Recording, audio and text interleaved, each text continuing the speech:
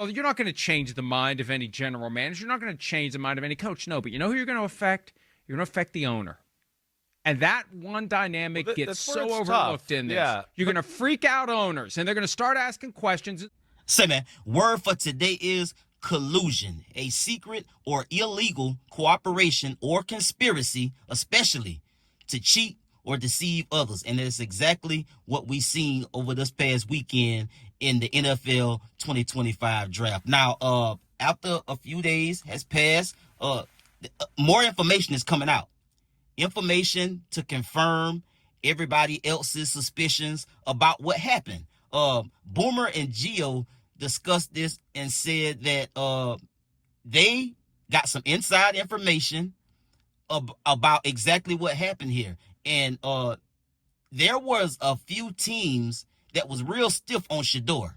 You know, we heard all the excuses at this point. He's too cocky. He's too arrogant. He's too flashy. He's not that good. He's entitled. This, that, and the other. And they called up the big bros, being the rest of the NFL owners, and decided that, look, we're going to be a united front. We don't want anybody to have Sedeur Sanders on their draft boards for the first 4 rounds. And that's exactly what happened. Let's get to the content. Say, man, if you watching this video right now, man, and you like how we kick it over here at GuddaTV, man, why don't you do me a favor and hit that like button, hit that subscribe button, and turn on your notification bells, man. It won't cost you nothing. I promise you. Why don't you go ahead and do that for the boy and help the channel out? Appreciate you. Now, after the draft, once the dust settles, if there's specific things that came up that may have contributed to help explain why it happened, and that's the danger here. Before the draft, a lot of the stuff that makes its way to the media, and I'll hear people say all the time, well, you're not going to change the mind of any general manager. You're not going to change the mind of any coach. No, but you know who you're going to affect? You're going to affect the owner. And that one dynamic gets so overlooked in this. Yeah. You're going to freak out owners, and they're going to start asking questions, and it's going to scare guys away. So my point is this. Yeah, I hear you. Peter King called, and I trust Peter King completely. He's still plugged in. He called right before the show. Hey, listen, this guy blew his whiteboard interviews. And I've heard from multiple teams. No, that's a fact, man. That's a fact. He didn't care. Right. He didn't take it seriously. He totally disrespected the process. If there's one thing he has fault in, it's that. And that's the first litmus test of the NFL. You know that. Wait, is he going to work? Is he going to be ready? Is he going to be prepared? Here's something he can affect that just like it's on him, right? It's not like did our right tackle block somebody? Did somebody miss a read or not read the coverage right? These are the things you can control. And yes, that's not where he disrespected the process.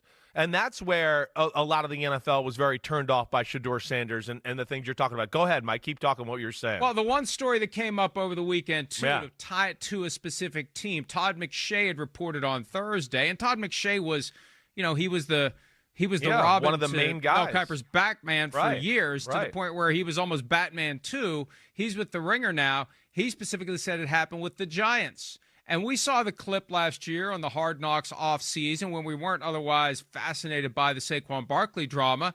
You got Brian Daboll sitting in the room, and the quarterbacks come in on the whiteboard, and he gives it to him a little bit. Let's stir it up a little bit. Exactly. Well, Sedeur didn't like that, apparently, when it happened with him and Daboll. And Daboll was asked about it on Friday night after they made their third-round pick. And, he didn't. He didn't deny it. Took him off. And they took him off because the owner said, take him off. I don't want that guy. Sedeur Sanders just torpedoed himself. His attitude off the field at the combine, his dad didn't help him either. He was on podcast talking about, this is my son. If I can get him to where I want to get him to, I'm going to do that. But, when you listen to this kid talk right prior or at the combine about if you want a new culture in your locker room, I'm the guy to do that. I can turn it around. I mean, he's very high on himself, and I think he was very off-putting to many, many coaches and general managers in the league. And I'm telling you right now, and I know this after talking to 3 different personnel people in the NFL this weekend, they didn't even have him on their board. They took him off, and they took him off because the owner said, take him off. I don't want that guy. I don't want this entitled person on our team. And I don't blame them. They took him off. And they took him off because the owner said, take him off.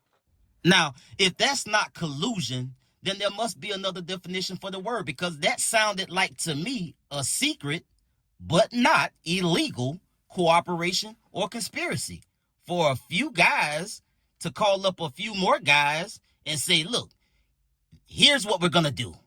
We're going to take Sedeur Sanders off our draft boards and teach him a lesson, at least for the first 4 rounds. And so that's exactly what happened. This was not illegal. Let's be clear. But in my estimation, this is alleged collusion. I mean, let me break this down for the slow people that don't understand or don't want to, process this for what it is.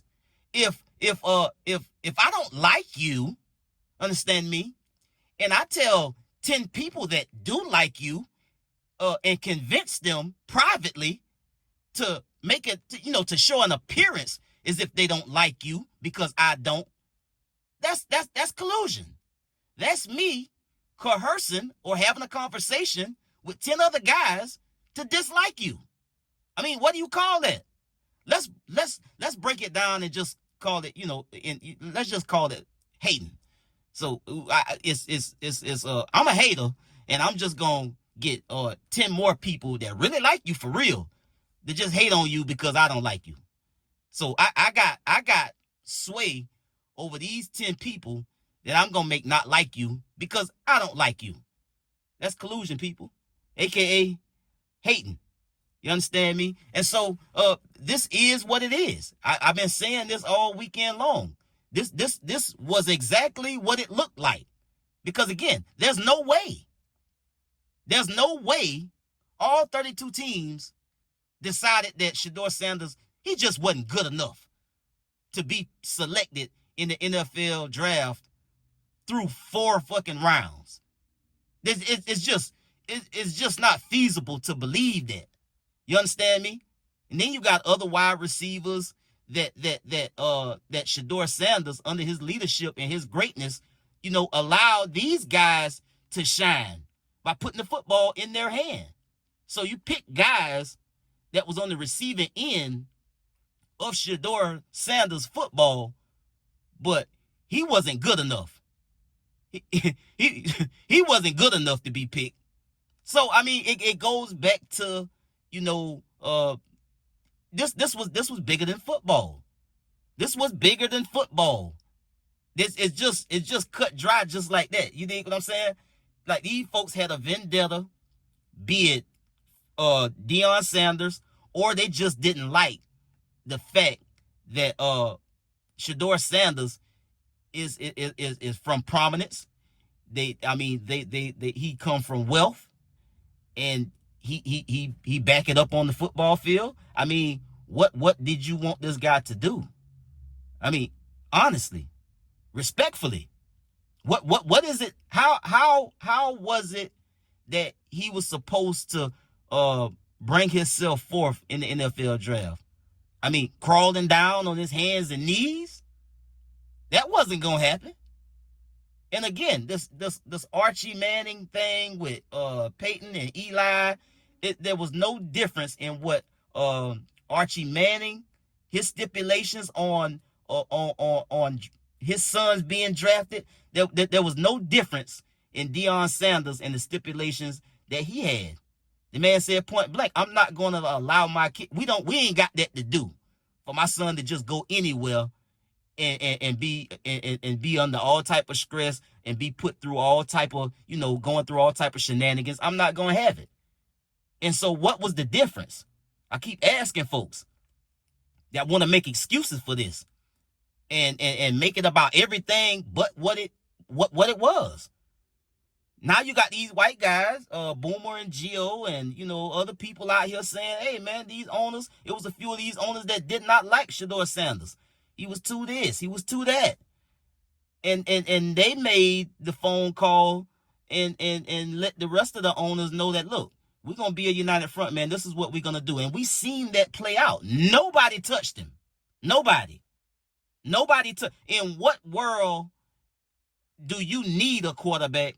Or even if you didn't need one, but there was a chance that even having another quarterback that can come in and make your team better, even though you got a starter. In what world do you pass that up when you got the opportunity to pick him?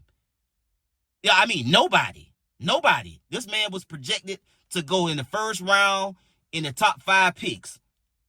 And a lot of places I've seen, he was projected to go in the top 5, maybe 1 or 2. So for him to not get touched for 4 rounds, he was the 5th quarterback picked in the NFL draft, 5th or 6th. Don't quote me on that. He was the 5th or 6th quarterback pick throughout the draft, and so he was. I mean, what was it? What was it? Other than that, it was collusion, bro. These folks wanted to put a check on Sedeur Sanders, and they wanted to put a check on Deion Sanders. It just is what it is. I get at y'all on the next one, man. Y'all be smooth. I'm out.